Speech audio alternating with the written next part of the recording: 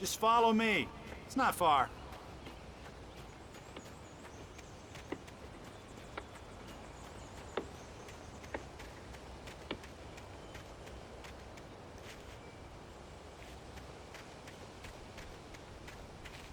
Listen, I got things to do. This place don't run itself.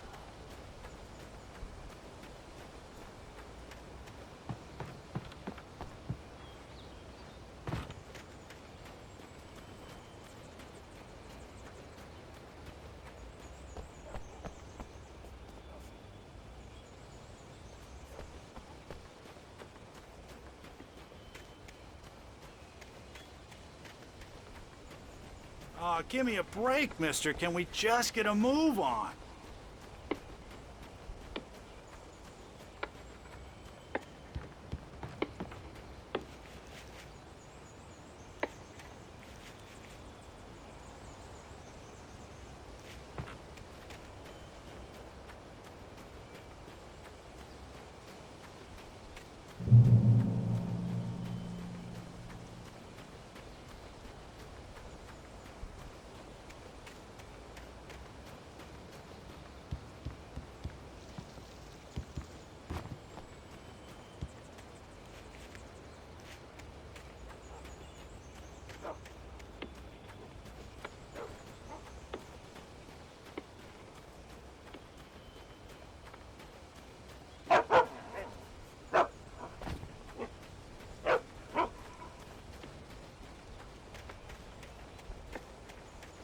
Yeah, how about that?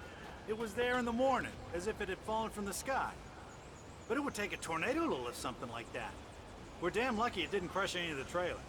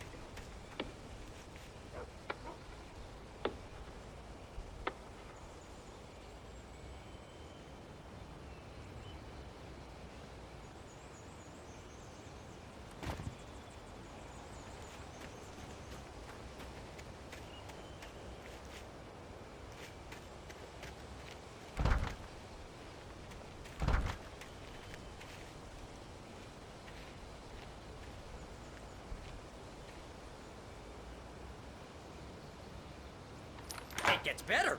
A local girl, Barbara Jagger, drowned in Cauldron Lake just a week earlier. They were lovers.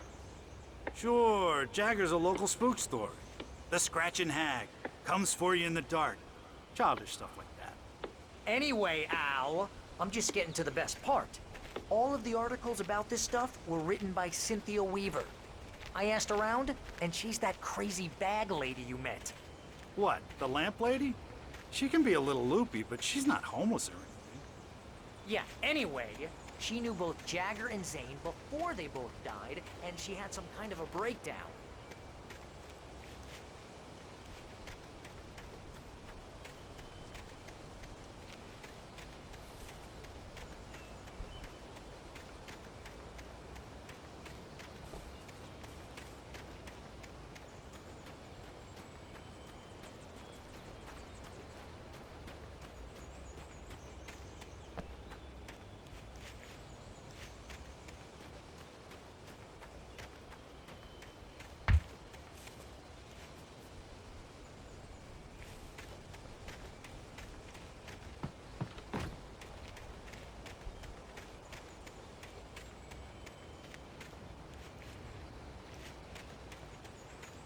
Well, mister, this here's Rose's trailer.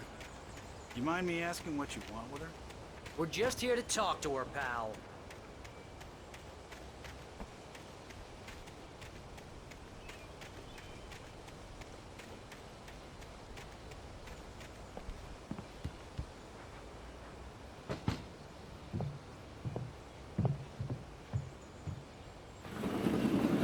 come to...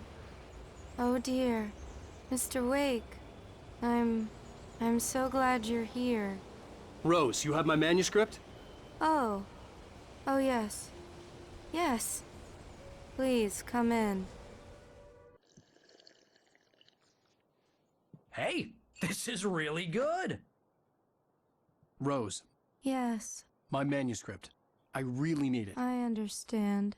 I know what you need. A muse to inspire you. Oh, for Barry? She doesn't have anything. Yeah, hey, Al? Al, what's... Oh... Barry! What? What?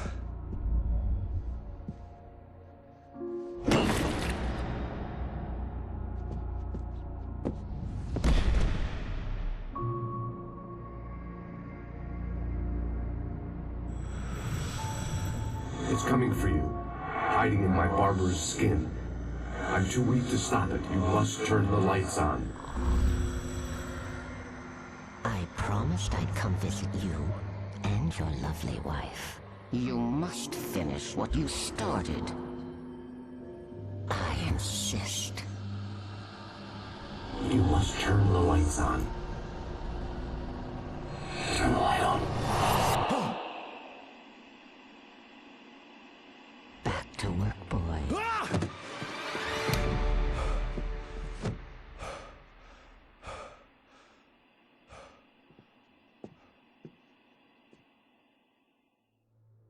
I felt nauseous, hungover.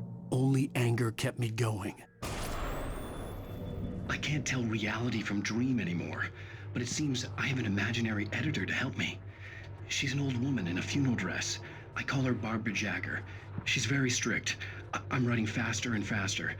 My manuscript is being heavily revised. The edits are getting very aggressive, and each day there's less of me and more of her. I hate it, but I know she's right. She promises me I can save Alice this way. She knows more of this than I do. About the complex incantation I'm attempting. About this place. She's worked with another writer under similar circumstances, Thomas Zane. The genre of the story seems to be shifting. It's turning into a horror story. I'm getting close. I can feel it.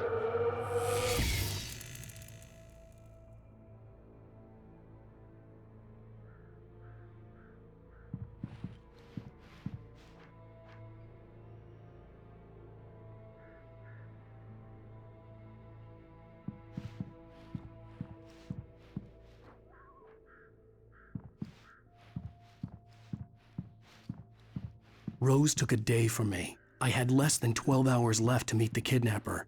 All I could do was get Barry into the car, work something out once I got on the road. Barry was out of it. He was way too heavy to carry. You're right. I deserve more money. I'm so handsome. Welcome to the Oh Dear Diner. What can I get you today? Coffee? I couldn't work up much hate for Rose. Something had used her to get to me and left its mark. First refill is free. Milk and sugar on the counter there. Would you like to hear today's specials? Thank you. A nice day. Come back soon.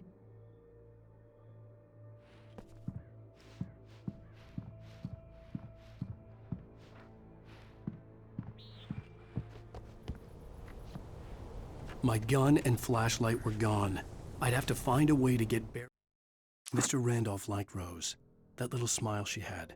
How she was still sweet when life had tried so hard to make her bitter. It wasn't any of his business what she did in her trailer. But those strangers, the writer and his smart-ass sidekick, looked like trouble. And they'd been in there for hours, way past her normal bedtime.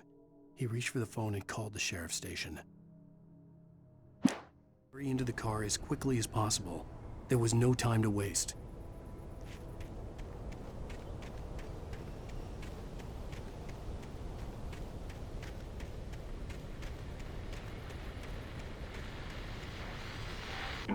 I just stepped outside to catch a breath of fresh air. Let me tell you, the weather's getting heavy.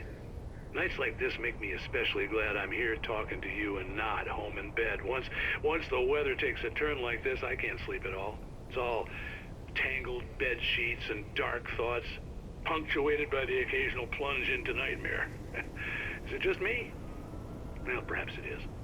But I hope I can make the night a little bit easier to get through. Caller, you're on KBF FM. Hey, Pat, it's Walt Snyder. What's on your mind, Walt? Well, I ain't the way you are, but, well, I can't sleep either, you know? I just been staring out the window here, trying to make sense of it all, but, I ain't been drinking either, you know? Well, you sound like a man with a problem, Walt. I had argument with Danny. You know Danny, and, then I got in trouble with the law, you know, and, I'm just, well... I heard something like that, Walt. Yeah, well, you know, Danny's my best friend, and, they let me on bail today, and now I'm just alone here at the window, you know, waiting. Man, and there's something in the air tonight, man. I was just outside looking up at the sky above our broadcast tower thinking the same thing. What are you waiting for, Walt? I don't know. You know, something's gonna happen. You know, I think I better go. Well, Walt, maybe... No, thanks, Pat. Well, good luck to you, Walt. Hang in there. Let's take a little break, folks. This weather's really something else, huh?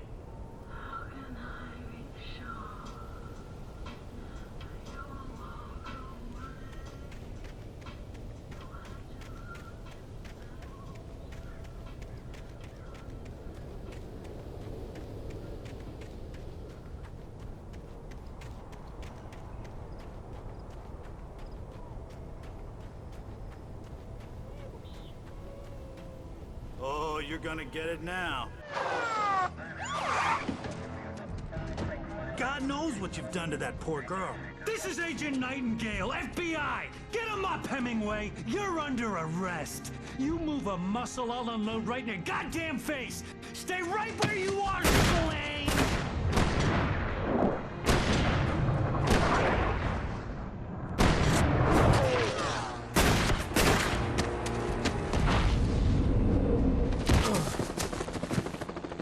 What are? I'm standing right here, you goddamn maniac!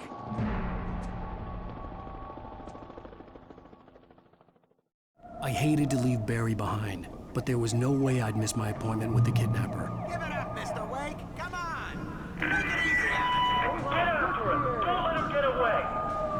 Move it, move it, move it! I'll have your chance if you let him get away.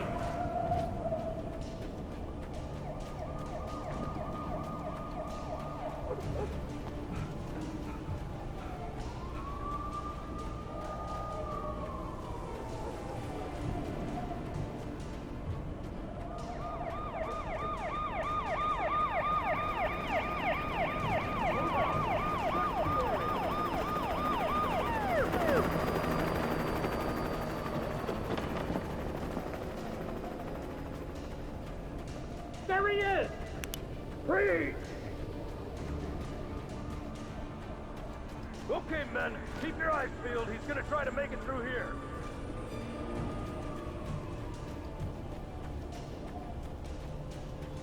This way! Oh, damn. Fan out! Wait! Damn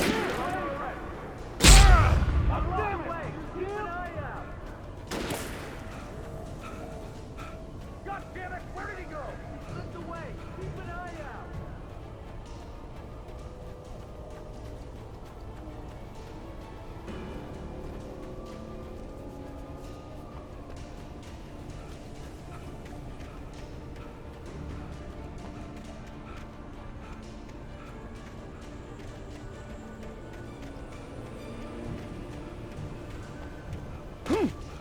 He's gone.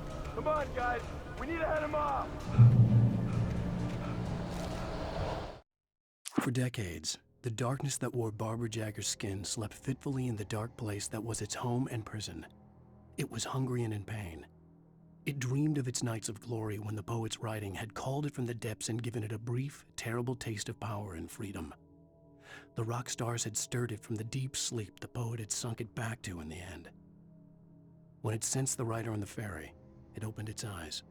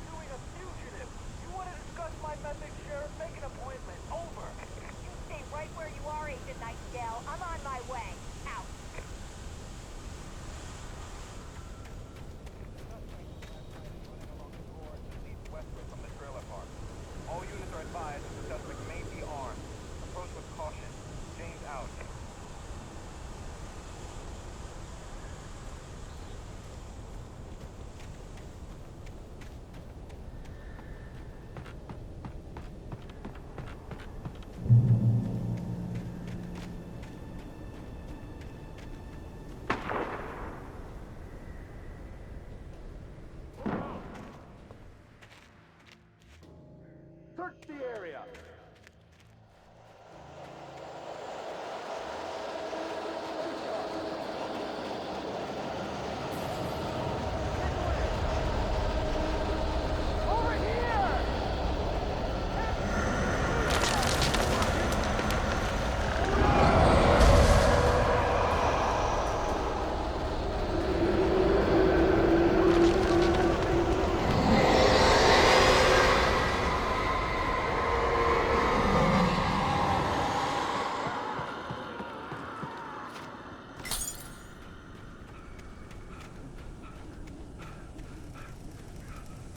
This horror was everywhere I went, circling me.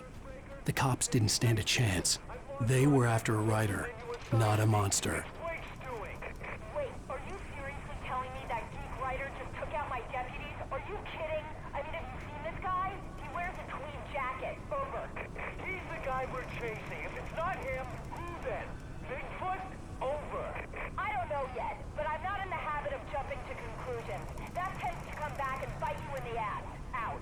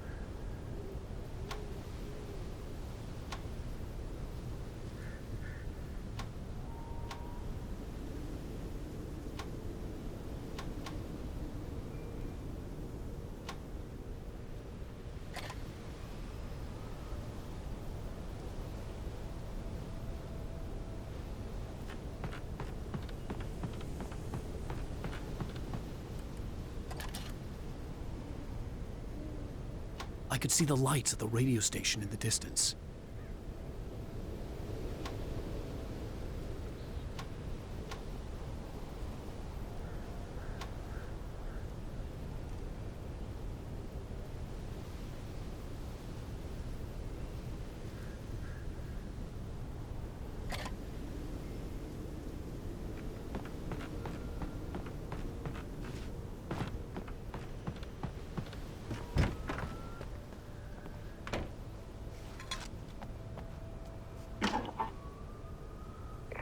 This is James. Mulligan, Thornton, come in. Over.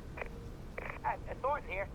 Gates, we got both Wheeler and Rose in custody. They didn't put up a fight or anything. Why, they were... Hey, what are you... Come on! Sit down and give me that. James, Mulligan here. Over. Go ahead, Mulligan. Over. We got Wheeler and Rose here. Wheeler's drunk or hopped up on something. Speaking of which, that Fed had a pretty distinctive whiff of Otis Scotch about him, if you know what I mean. Over. I don't have anything on that, Deputy Mulligan. Over. Well, whatever. Anyway, Rose is just being plain weird here. You better get Doc in to take a look at both. Over. Gotcha. You better get them here quickly. The, Fed's gonna want to interview Wheeler. Over. Oh, yeah, I'll bet he does. Looks like they have a lot in common. Mulligan out.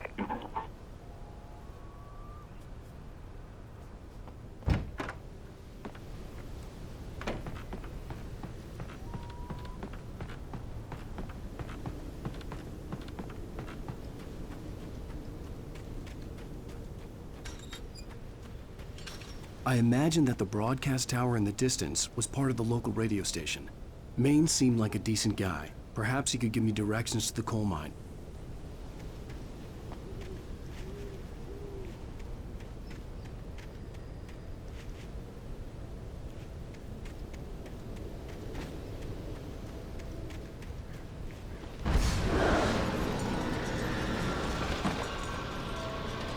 Unnatural shadows clung to the gate. The darkness that was after me was trying to stop me. I wouldn't get through without a light.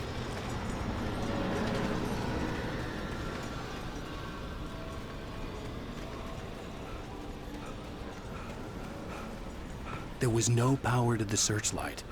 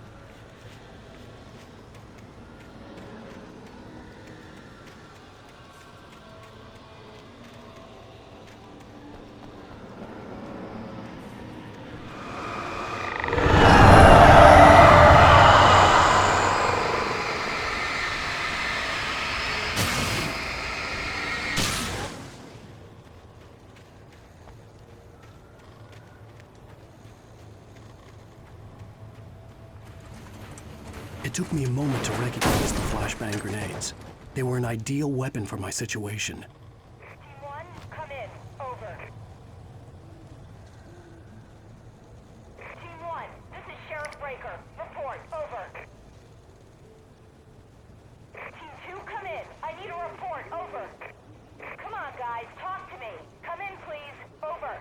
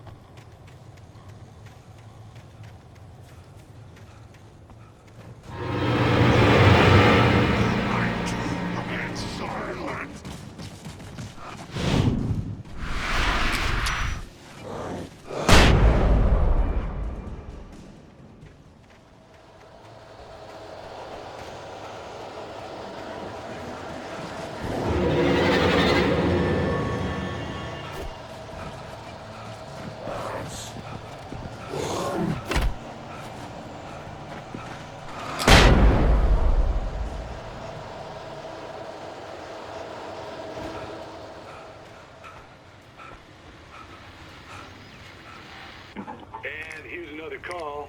You're on KBF-FM with Pat Maine. It's Milt Peabody, Pat. What's on your mind, Milt? Well, I live near the trailer park, Pat, and there's a big ruckus going on over there. Well, that's just up the road from me, too. What's going on, do you know?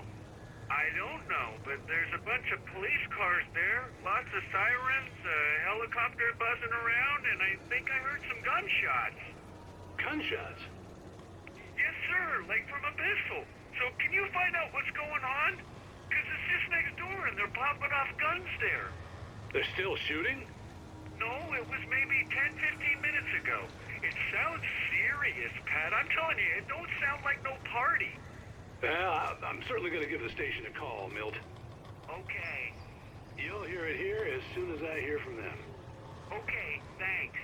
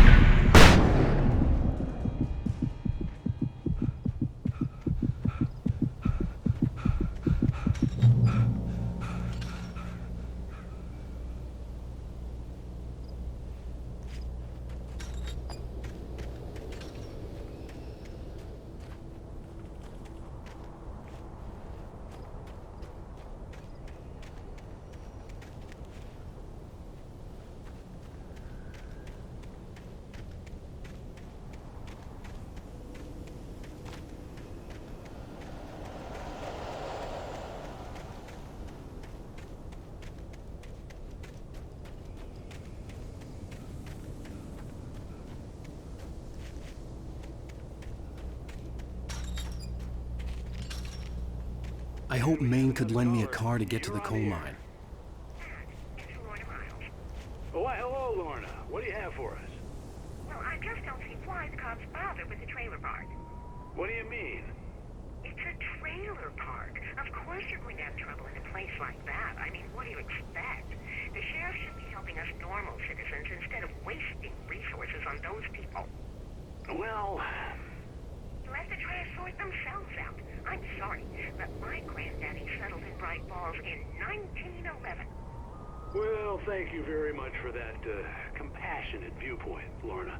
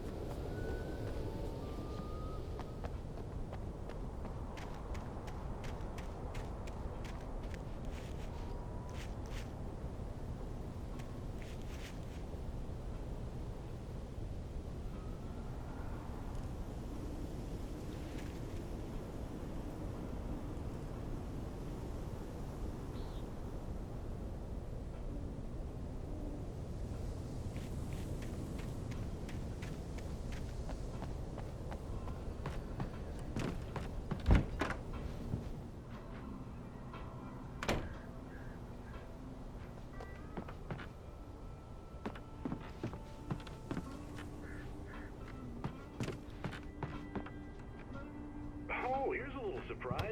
The famous writer Alan Wake just walked in. Folks, I'm going to see if I can talk him into an interview. Come on in, Mr. Wake.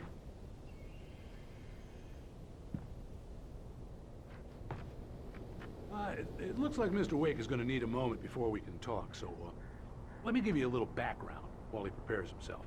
You've all heard the name, of course. Alan Wake is the author of a very successful series of Alex Casey crime novels. He's changed gears, though. He's now working on a horror story.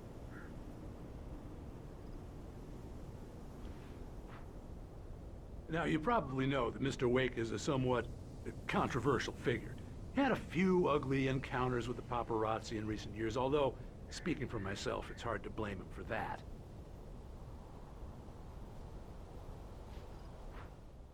Ah, I'm so glad you could find the time to do this, Mr. Wake. Nowhere to run now, Dan Brown. You back away from me.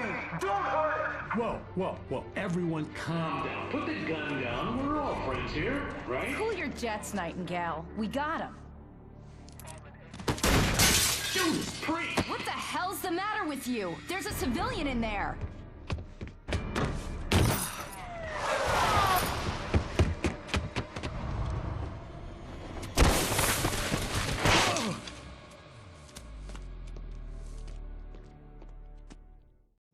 I'll get you yet, even if it kills me. You hear me? You hear me, H.P. Lovecraft? I had fallen off so many cliffs it was ridiculous. That's what you get for naming a book The Sudden Stop. It was probably good I hadn't had the chance to tell Maine where I was going. I'd have to lose the cops and find my own way to the mine.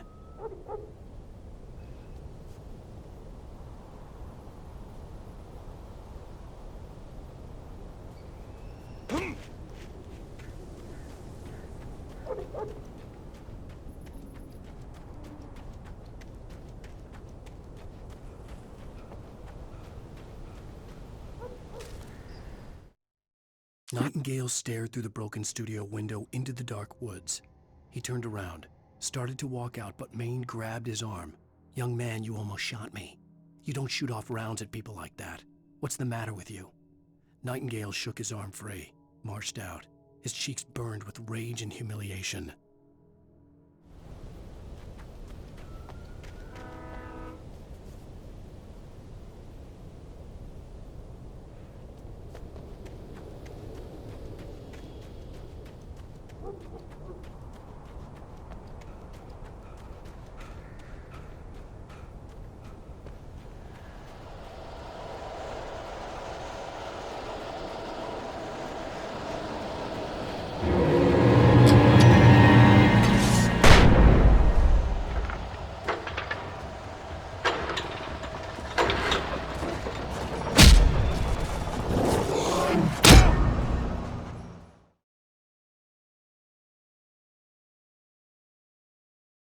I'll get you yet, even if it kills me, you hear me?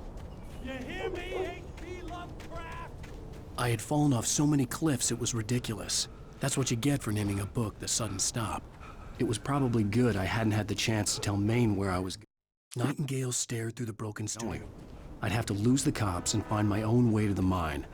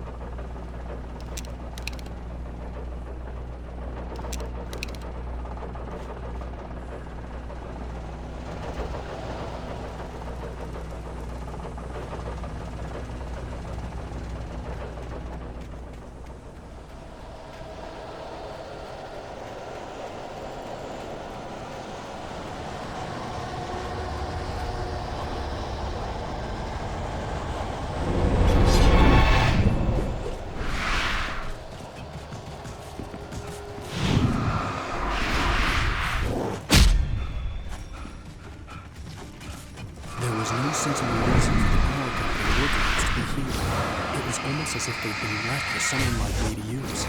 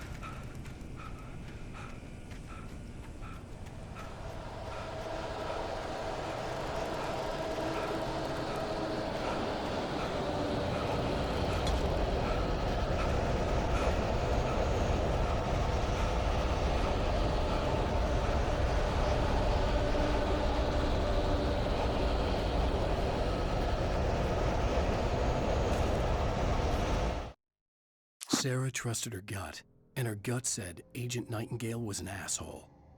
He felt wrong, and it wasn't just the smell of stale booze. It was in the way he flashed his badge, pulled rank, the look in his eyes when he wanted answers. Where was Alan Wake? What was this about an accident? Where was his wife?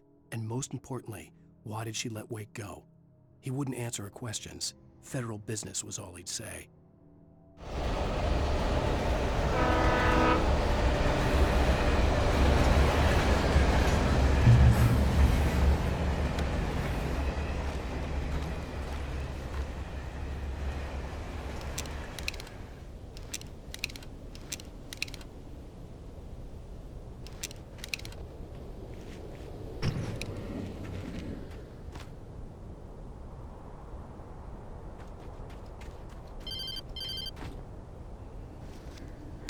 Hello?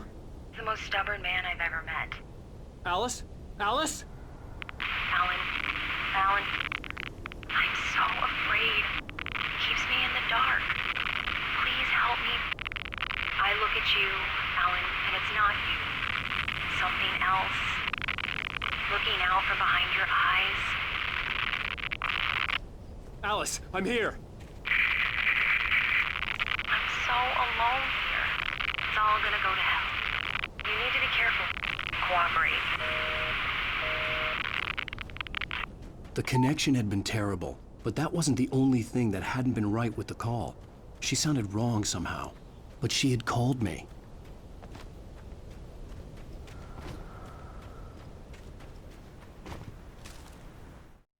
The pipe wrenched itself loose from the bridge's steel framework. Wrapped in darkness, it floated in midair, twitching. For a moment, I didn't understand what I was looking at. The heavy object lurched at me with impossible force. I threw myself out of the way, but just barely. When I turned my flashlight on it, it shook in a dark rage before it flew at me again.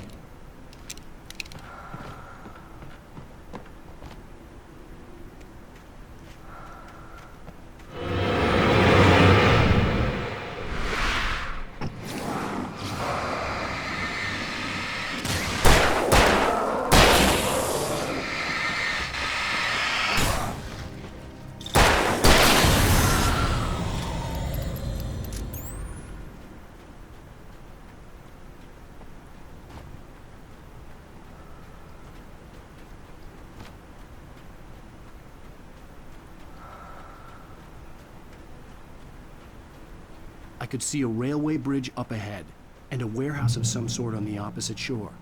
I hoped I could find a car from there.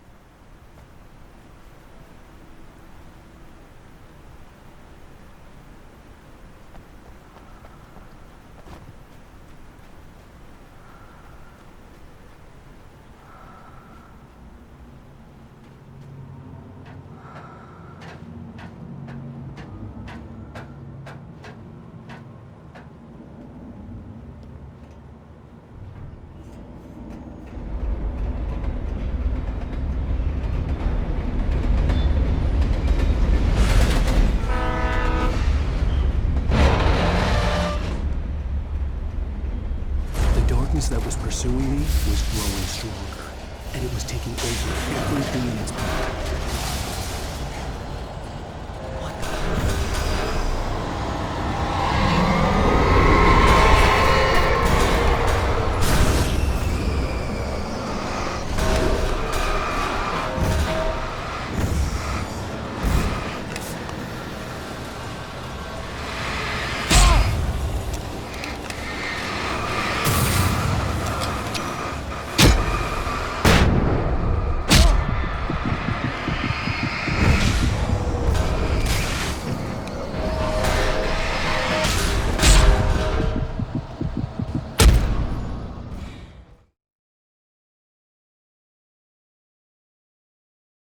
Some sort on the opposite shore.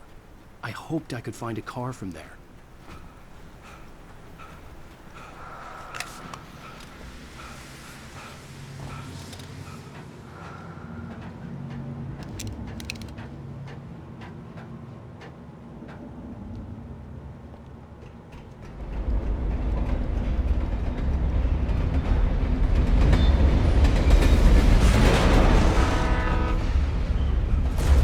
That was pursuing me was growing stronger, and it was taking over everything in its path.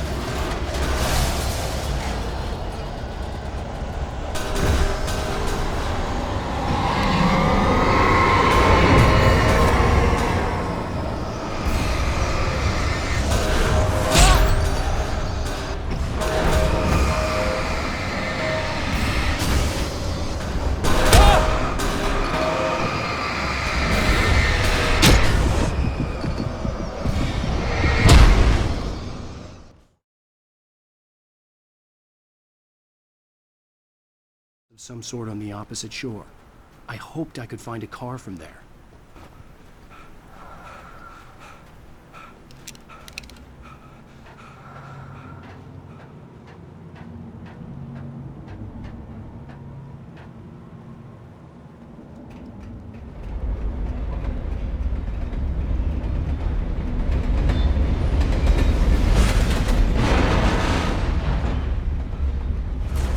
That was pursuing me was growing stronger, and it was taking over everything in its path.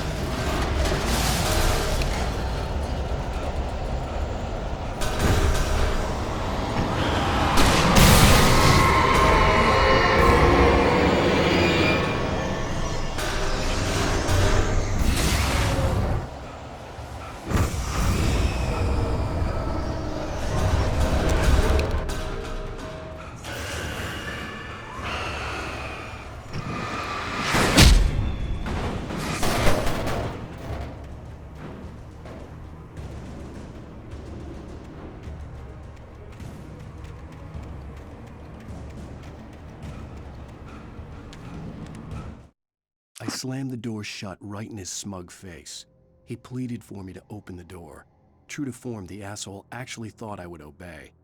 I had no sympathy left, no guilt either, not for him. I took a moment to savor the scream. I bet I had a smile on my face. It was all that I had time for. The dark presence was inside the lodge with me.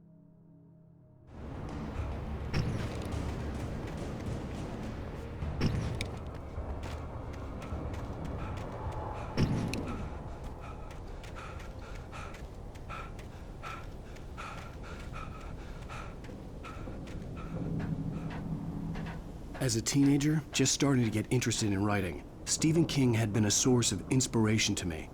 I thought about all the inanimate objects that had come to life in his books. No one is safe in a good horror story, certainly not the protagonist. That's what makes them fun. This was anything but. The darkness could possess anything, and it was getting closer.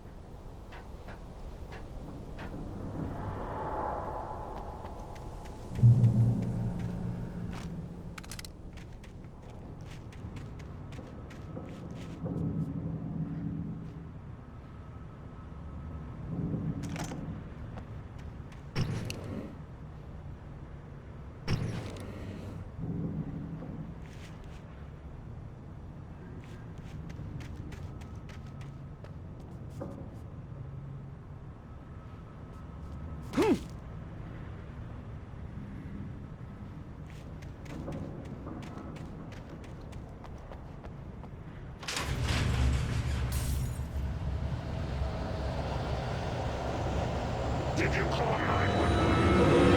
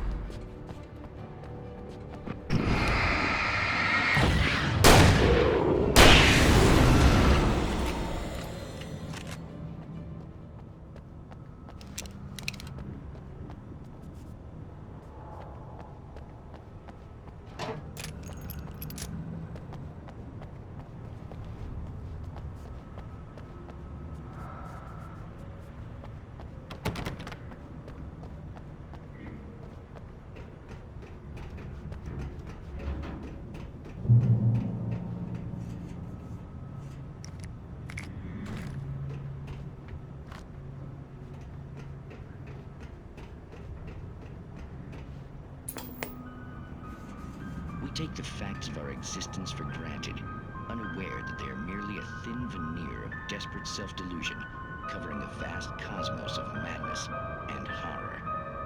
All too often, the stars are right. In Night Springs. Tonight's episode, A Family Occasion. Journalist Alvin Derlis' trip to study the local customs of an insular community in Night Springs has been less than successful. Until tonight. Well, I'm glad you changed your minds about this. Ancient customs, local mythology. My editor loves this kind of stuff. Well, Mr. Derleth, we don't want to feel like we're on exhibition. But you have demonstrated the seriousness of your intent. Oh, I am serious. Really, just do your thing. I'll stay out of your way and observe. Actually, I thought you could assist us. I'm afraid we are a man short. It would provide you with an intimate perspective. Could I really? Of course, Mr. Derleth. Well, I guess that's the least I... What would I have to do? Oh, here. Let me show you with a kiss.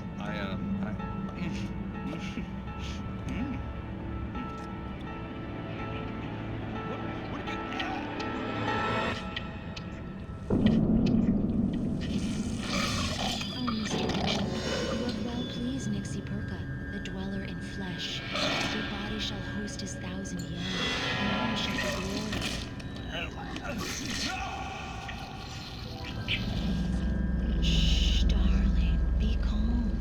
Shh. Alvin Derleth learned a harsh lesson. If you go looking for mythology, it may come looking for you. And such quests always bear fruit.